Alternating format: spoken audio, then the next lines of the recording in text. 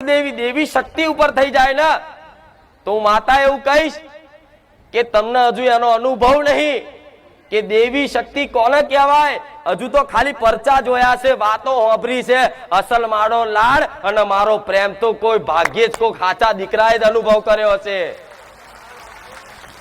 કે ગોડાઓ દુનિયા ભૂલી જાઓ। તમે વિચાર કરો કે માં હું માગવા આવ્યો તો શું અને ત્યાં આલ્યું શું। પણ દેવી શક્તિ છે એવો વિશ્વાસ કરવો, વિશ્વાસ છે ને? દેવી શક્તિ છે એવો વિશ્વાસ છે ને બધાને? હા, તો દેવી શક્તિ જેમ મને જોઈને ભલે તમને વિશ્વાસ આવતો હોય કે આવા કાળા કળિયુગમાં હજુ માતાઓ મરી જઈ નહીં, જાગતી છે એવો ભલે મને જોઈને વિશ્વાસ આવતો હોય તો તમારે તમારી કુળદેવી પ્રત્યે એવો વિશ્વાસ રાખવો પડે કે મારી માં જાગતી છે ને છે। ભલે કદાચ તમે એને અનુભવ ના થતો હોય, તમે એનો અવાજ ના સાંભળ્યો હોય, તમે એને જોઈ ના હોય, કોઈ સપને દર્શન ના આલ્યા હોય, પણ તમારા ઘેર તમારા વડવાઓ એક દીવો મેલીને જ્યાં હોય ને એ દીવો જાગતી જ્યોત હોય ને હોય તો તમારા ખાલી જે માનો અને દીકરાનો, માનો અને ભક્તનો એક નિત્ય સંબંધ હોય। કેવો સંબંધ? આત્મીય સંબંધ।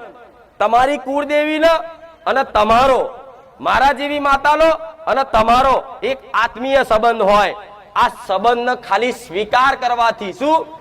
આ સંબંધને ખાલી સ્વીકાર કરવાથી કે આ મારી માતા છે અને હું એનો દીકરો છું, બસ આ ખાલી સંબંધ છે ને સ્વીકાર કરવાથી તમારી માં તમને જો અનુભવ ના કરાવો કે દીકરા હું તારા ઘેર જાગતી જ્યોત ચામુંડ માતા, મહાકાળી માતા, હરસિદ્ધિ માતા બેઠી છું।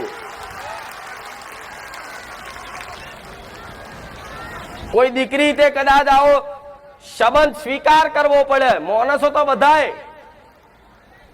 તો બધાય કે આ મારી માં છે, પણ એનો સંબંધ સ્વીકાર કરવો પડે। તારે દેવી શક્તિ અનુભવ કરાવે